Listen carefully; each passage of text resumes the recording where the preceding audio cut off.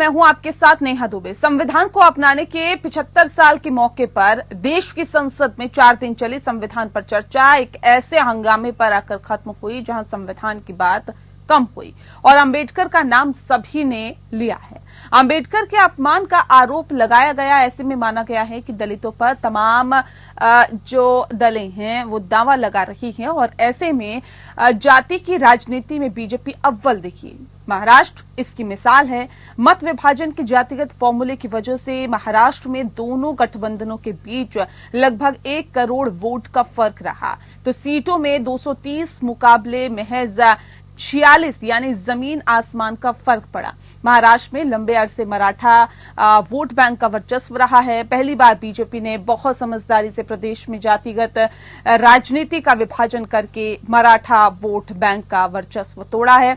अब बीजेपी को मत विभाजन के जरिए ताकतवर जीत का महाराष्ट्र फॉर्मूला भा गया है। बीजेपी इस मत विभाजन पैटर्न को अपनी चुनावी रणनीति का आधार बनाने की योजना पर काम कर रही है। इस पैटर्न पर बीजेपी राजस्थान में जाट, राजपूत, गुर्जर, मीणा जातियों में, बिहार में यादव, ब्राह्मण, मुस्लिम और दक्षिण में जातिगत समीकरण साधने के साथ ही वोट बैंक का विभाजन करने की तैयारी में है।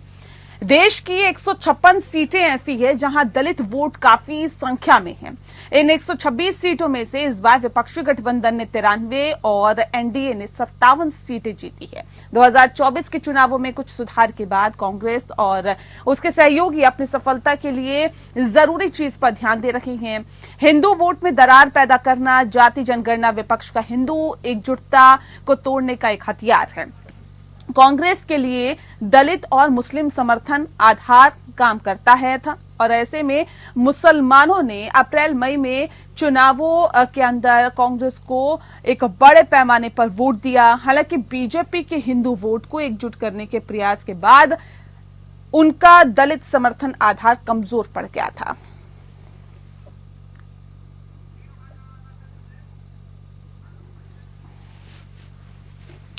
और इस विषय पे तफसील से चर्चा करेंगे। खास मेहमान हमारे साथ मौजूद है, उनसे आपका परिचय करा देते हैं। इस वक्त हमारे साथ तनुज दीक्षित जी हैं, राजनीतिक विश्लेषक है। तनुज जी बहुत स्वागत है आपका।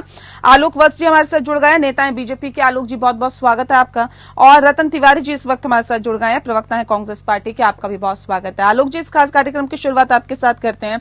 जो महाराष्ट्र में फॉर्मूला था वो तो हिट हो गया, अब ऐसे में क्या पूरे देश भर में जहां जहां पर चुनाव है वहां पर भारतीय जनता पार्टी इसी फॉर्मूले को लागू करने की कोशिशें कर रही है क्या? नेहा जी, स्वाभाविक है कि अगर कोई सिक्का चल जाता है तो उसको लोग चलाते हैं जब तक वो चलता है। तो अगर ये हमारा दाव वहां पर लग गया तो हम इसको और भी जगह भुलाने की कोशिश करेंगे। ये दाव है क्या? ये एक नीति और एक रीति नहीं है भारतीय जनता पार्टी की, जिस बात का जिक्र किया जाता है। ये दाव की तरह ही देख रही है भारतीय जनता पार्टी क्या? देखिए Neha ji, politics is a diluted वार। राजनीति की एक डाइल्यूटेड लड़ाई है और लड़ाई में everything is fair in love and war. मतलब स्वच्छता के साथ। ये नहीं कह रहा हूं कि मैं कुछ भी करके जीत जाओ, मतलब अबव द बेल्ट। तो अगर हम कोई भी अस्त्र का इस्तेमाल करते हैं चुनाव जीतने के लिए तो वो जायज है, क्योंकि राजनीतिक लड़ाई भी एक लड़ाई है, एक प्रतिद्वंद्विता है। उसमें हमारे पास न नेताओं की कमी है न कार्यकर्ताओं की कमी है, तो हम तो अपने सारे अस्त्र इस्तेमाल करेंगे। जरूरत पड़ी तो दिल्ली में बिहार के भी कार्यकर्ता आएंगे, महाराष्ट्र के भी कार्यकर्ता आएंगे, गुजरात के भी कार्यकर्ता आएंगे। जहां से भी कार्यकर्ता की जरूरत होगी हम बुलाएंगे और जनता को रिझाने की कोशिश करेंगे। और नेताओं की भी फौज है हमारे पास। नरेंद्र मोदी जी उसका नेतृत्व करते हैं, लेकिन उनके बाद पीछे एक बैटरी ऑफ नेता हैं जो देश को संबोधित कर कर आगे बढ़ाने की कवायद में लगे रहते हैं। तो वो सब तो हम करेंगे ही दिल्ली का चुनाव जीतने के बीच। ठीक है, लेकिन जो अनर्गल बेबुनियादी बातें हमारे ऊपर थोपी जाती हैं, पहले तो ईवीएम का मसला था, तो जब वीवीपैट की मीटिंग बुलाई इलेक्शन कमीशन ने तो कोई विपक्षी दल गया ही नहीं। उसके बाद उस पर सुप्रीम कोर्ट ने भी टिप्पणी कर दी कि वीवीपैट के बाद कहीं कोई गड़बड़ी की संभावना नहीं है। तो चलिए अब वो राग अलापना बंद कर दिए, तो अब एक नया राग अलाप रहे हैं कि हम वोटर लिस्ट से 12-12 हजार नाम आदमी का नाम कटवा रहे हैं। अब बताइए, अगर मैं चाहूं कि आपका नाम, मैं पता नहीं आप नोएडा में आपका नाम है कि दिल्ली में कटवाना चाहूं, तो मैं कैसे कटवा सकता हूं? उसकी एक प्रक्रिया होती है, उसमें लास्ट में बीएलओ भी इन्वॉल्व होता है और पॉलिटिकल पार्टी का एजेंट भी इन्वॉल्व होता है। आरोप लगते रहते हैं और आरोप लग भी रहे हैं, लेकिन फिलहाल मैं रतन जी का रुख कर लेती हूँ। रतन जी सवाल नहीं, एक सेकंड, एक लास्ट अब ये संजय सिंह का इतना बड़ा हंगामा हुआ। हाँ, आपको बता दें, संजय सिंह का वाइफ का उत्तर प्रदेश में वोटर लिस्ट में नाम है, वह दिखा दिया हमने टेलीविजन पे। तो आप दो जगह से नहीं हो सकते हैं वोटर। अगर आप दो जगह के वोटर होकर चुनाव लड़िएगा तो आपका चुनाव रद्द हो जाएगा। ठीक है, ठीक है, ठीक है। मैं समझ गई आप क्या कहना चाह रहे हैं। जो आरोप लग रहे हैं उस पर भी आप अपनी बात रख रहे हैं, लेकिन रतन जी का मैं रुख कर लेती हूँ। रतन जी, सवाल इस बात को लेकर है, देखिए भारतीय जनता पार्टी ने बहुत ही समझदारी से महाराष्ट्र के चुनाव में जातिगत राजनीति का विभाजन करके मराठा वोट बैंक का वर्चस्व तोड़ा था, और ऐसे में यही फॉर्मूला जो है वो पूरे देश में वो लागू करना चाह रही है ताकि ज्यादा से ज्यादा सीटों पर कब्जा किया जा सके, ज्यादा से ज्यादा राज्यों में सरकार बनाई जा सके। लग रहा है कि ये फॉर्मूला कहीं ना कहीं आप लोगों के लिए भारी पड़ सकता है, जैसे महाराष्ट्र में पड़ा। देखिए, भारतीय जनता पार्टी के प्रवक्ता चैनल पे बैठ के बोल रहे हैं कि जहां हमारा लह जाता है हम वहीं पे वो सिस्टम चालू कर देते हैं। तो यह लोग चुनाव जीतने के लिए कोई भी फार्मूला तय करते हैं, चुनाव जीतने के लिए किसी भी स्तर पे ये गिरते हैं।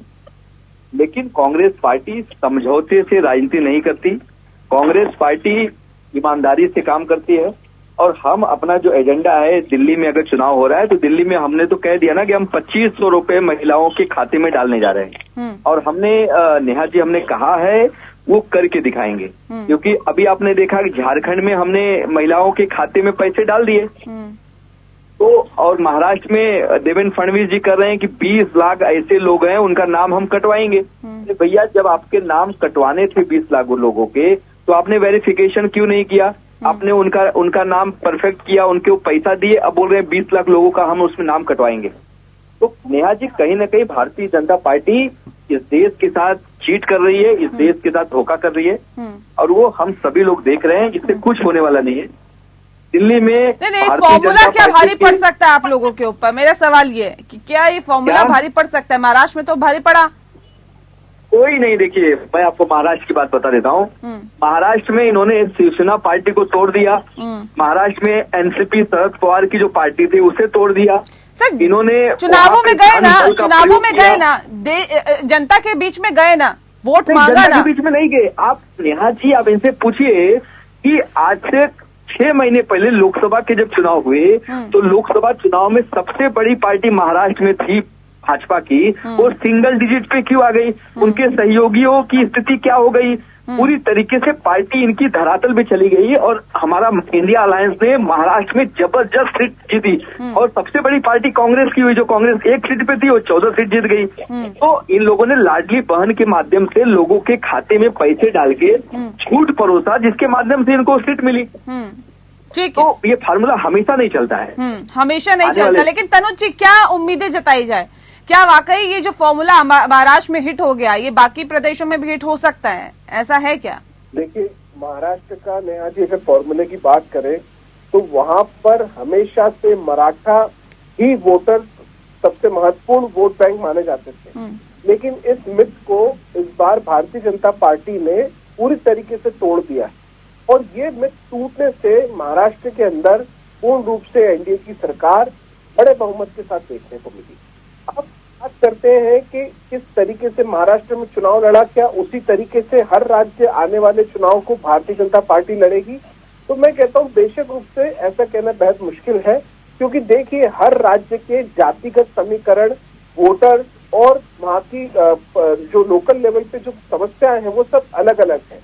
ऐसे में पूर्ण रूप से निर्भर करता है कि आप अपने आकलन से सिर्फ वोट बैंक जातिगत नहीं हो सकते हैं, वोट बैंक का आधार बहुत कुछ होता है। और ये दल, जितने भी दल हैं, चाहे वो कांग्रेस हो, बीजेपी हो, आप हो, अन्य दल हो, इनको समझना होगा कि किस तरीके से वोटर्स को हर राज्य का एक स्टेटस अलग है, हर राज्य के एक अपने अलग विचारधारा है और वहाँ के लोगों के जो जरूरतें हैं वो भी अलग अलग है। तो ऐसे में निश्चित रूप से पार्टियों को जातिगत समीकरण के अलावा भी जो और जरूरतें हैं उन पे जो कार्य करना है, वो जो अच्छी पार्टी कार्य करेगी उसको निश्चित रूप से जनता अपना बहुमत प्रदान करेगी। जी बिल्कुल, तो निश्चित रूप से जनता अपना बहुमत प्रदान करेगी। लेकिन ऐसे में अब सवाल इस बात को लेकर है, जो ये कोशिशें आगे की जा रही है ये कितनी कारगर साबित होगी। बीजेपी इस मत विभाजन पैटर्न को अपनी चुनावी रणनीति का आधार बनाने की योजना बना रही है, इस पर कैसे काम किया जाएगा आलोक जी? इस पैटर्न पर कैसे काम किया जाएगा? ये जो मत विभाजन की योजना जो आगे बनाई जा रही है, इस पर कैसे काम किया जाएगा? भारतीय जनता पार्टी इस पर कैसे काम कर रही है, कैसे आगे बढ़ रही है? मत विभाजन से आपका क्या अभिप्राय है? मत विभाजन जैसा फॉर्मूला जो महाराष्ट्र में आपने लागू किया, मराठा वर्चस्व को तोड़ा, ये मत विभाजन का फॉर्मूला आने वाले राज्यों में जहां चुनाव होने वाले हैं, चाहे बिहार की बात करें या अन्य राज्यों की बात करें, कैसे इसमें लागू किया जाएगा? क्या राजस्थान में, क्या बिहार में, क्या और राज्यों में भी इसे लागू किया जाएगा? और अगर हाँ तो फिर ये कैसे इस पे आगे बढ़ेगी बीजेपी? देखिए, ये बिल्कुल गलत है। हाँ। हम किसी को रिझाने की कोशिश करते हैं, अपने साथ लाने की कोशिश करते हैं, लेकिन विभाजन का तो कोई मतलब नहीं है। कोई दंगा हुआ महाराष्ट्र में, कोई मारकाट हुआ, किसी में वैमनस्यता हुई, एक तरफा लोगों ने वोट किया। उन्होंने समझा कि जो दूसरे लोग हैं वो सक्षम नहीं है महाराष्ट्र चलाने में, और इनके नेतृत्व में हमें, देखिए हम दोबारा जा रहे थे, देखिए दोबारा कोई चुनाव लड़ता है, मान लीजिए हमारे गांव से अजय मिश्रा जी मुखिया थे, अगर वो दूसरी बार चुनाव लड़ेंगे तो उनके लिए इनकम्बेंसी फैक्टर बहुत ज्यादा हो जाता है, किसी के लिए भी हो जाता है।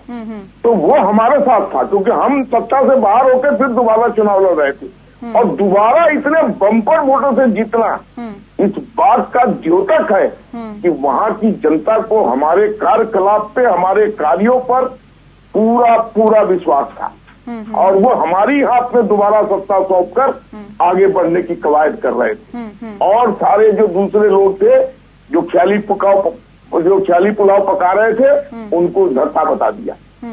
ये हमारी अचीवमेंट है, हमारे कार्यों का फल है। हमारे ऊपर कोई स्कैम नहीं है, हमारा कोई नेता जेल नहीं गया, किसी के ऊपर उंगली नहीं उठी। ठीक है, रतन जी सुचिता के साथ हम आगे बढ़ रहे हैं, राजनीति की साफ छवि के साथ हम आगे बढ़ रहे हैं। लेकिन हम पे ना कोई आरोप कुछ लोग रहे होंगे जो पहले में चोरी चकारी करते रहे होंगे, लेकिन हमारे यहाँ आके वो ठीक हो गए। ठीक है रतन जी, आवाज मिल पा रही है आप लोगों को? रतन जी आप सुन पा रहे हैं हमें? मिल रही आवाज मिल रही है। किस चैनल नहीं है? ये तो कह रहे हैं कि देखिए किसी तरह का आरोप नहीं है, हम तो सुचिता की राजनीति करते हैं, हम साफ छवि की बात करते हैं, हम सुचिता की राजनीति करते हैं, और यही वजह है कि जिस तरह से हम आगे बढ़ रहे हैं जनता का हमें पूरा समर्थन मिल रहा है। तो ये झूठे लोग हैं नेहा जी, ये कैसी साफ छवि की बात करते हैं। मैं तो इनसे पूछता हूँ कि एनसीपी के सबसे बड़े घोटालेबाज 70,000 करोड़ का आरोप लगाने वाले प्रधानमंत्री नरेंद्र मोदी थे, उनको ले लिए, और एक एक्स ए से लेके जेड तक जितने लोग हैं बड़े बड़े स्तर पे, बड़े बड़े मंत्रिमंडल में बैठे हुए हैं, सारे भ्रष्टाचारी हैं। तो इनके यहाँ पे सारे भ्रष्टाचारियों को ईमानदारी का प्रमाण पत्र सौंप दिया जाता है। रही बात परिवारवाद की, इनके यहाँ पे परिवारवाद इतने चरम पे है कि एक ही घर में 4-4 विधायक हैं, 2-2 विधायक हैं, मंत्री हैं, सांसद हैं। तो कहीं न कहीं यह सब देश के सामने जो ये बोल के आए थे 2014 में, और वही सब कर रहे हैं जो आरोप लगाते थे। और प्रधानमंत्री मोदी तो 15 लाख अच्छे दिन, रोजगार, क्या क्या बोलते थे। तो कहीं न कहीं इनके जो वादे थे वो खोखले हो गए, और अब ये फ्री की कड़ाकी रेवड़ी बांटना चाहते हैं, बांटने का प्रयास कर रहे हैं, और जनता बरगला रही है। और आपने देखा कि किस प्रकार इन्होंने जनता के सामने किसानों के साथ जो क्या किया, किसान आंदोलन कर रहे थे उनको आंदोलन जीवी कह दिया, उनको लाठी डंडों से पीटा। आज भी युवा बिहार में प्रदर्शन कर रहे हैं, उन्हें मारा जा रहा है। तो कहीं न कहीं ये झूठ बोल के सरकार में आना चाहते हैं, और ये अब नहीं होगा। जनता अब जागरूक हो रही है, एक बार हो सकता है, 2 बार हो सकता है, लेकिन बार बार नहीं होगा। नेहा जी ठीक है, यहाँ राजनीतिक विश्लेषक तनुज जी, मैं सीधा रुख आपका कर लेती हूँ। सर देखिए, जिस तरह से यहाँ पे तो एक तरफ कही जा रही है कि हम तो सुचिता की राजनीति करते हैं, दूसरी तरफ कही जा रही है कि नहीं जी देखिए जो हालात है वो देश में बहुत खराब है। लेकिन हम जब जातिगत आधार की बात कर रहे हैं, वोटों की बात कर रहे हैं, हम मत विभाजन की बात कर रहे हैं, तो हम थोड़ा सा पीछे चले जाएं तो 156 सीटें ऐसी हैं देश में जहां पर दलित वोटों की संख्या काफी ज्यादा है। और इन 156 सीटों में से इस बार जो विपक्षी गठबंधन इंडिया है उसने 93 सीटें जीती है। मतलब कुल मिलाकर 57 सीटें ऐसी है जहां पर एनडीए ने कब्जा किया। तो क्या ये दलितों को रिझाने में विपक्षी गठबंधन इंडिया कामयाब रहा? देखिए, एक बहुत बड़ी चीज ये है, जिस तरीके से हमारे यहाँ पर एक व्यवस्था है वो है चुनावी व्यवस्था। जिस तरीके से हमारे यहाँ एक अलग परिप्रेक्ष्य है पूरा, हर राज्य की एक संस्कृति है, हर राज्य का एक स्वभाव है, कल्चर है, वहाँ का वोटर का एक अलग मानसिकता है। देखिए, पूर्ण रूप से कहना कि सिर्फ विपक्ष ने वोटों को अगर रिझाया है तो ये कहना गलत है, क्योंकि अगर उत्तर प्रदेश के बाई इलेक्शन की बात करें जो 9 सीटों पे हुए, तो सिर्फ भारतीय जनता पार्टी ने मुस्लिम बहुल, जहाँ पर 70% के आसपास मुस्लिम वोटर थे, ऐसी सीट से भी वहां पर हिंदू कैंडिडेट ने जीत अपनी दर्ज कराई है। तो देखिए, बहुत सारी चीजें हैं। मैंने आपको जिस तरीके से मैं बताना चाह रहा हूँ नेहा जी कि ये बहुत बड़ा मैटर है। हम जैसा देखते हैं सब वैसा दिखे जरूरी नहीं है।